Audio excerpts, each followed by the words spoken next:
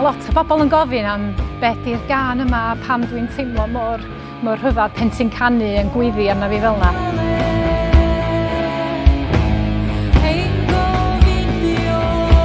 Mewn ffordd mae amdan tristwch, anhapusrwydd, teimladau, da ni'n gwybod beth i wneud efo nhw.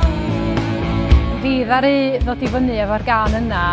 Os yw rhywun yn siarad efo fi, os yw rhywun sy'n gwrando efo fi, os yw rhywun... Da ni'n teimlo galar ofnadwy ar ôl marwolaeth y nain, ac o'n i'n gwybod beth i wneud efo fo, ond dwi yn sgwennu Miwsig, so dyna be nes i ddaru ni sgwennu'r gân yna chydig o blynyddoedd yn ôl rwan, ond mae hi'n newid bob tro. Dydy byth rhywun fath, a dwi'n meddwl bod hynna eitha pwysig i fod yn yr amser da ni'n actually canu'r gân.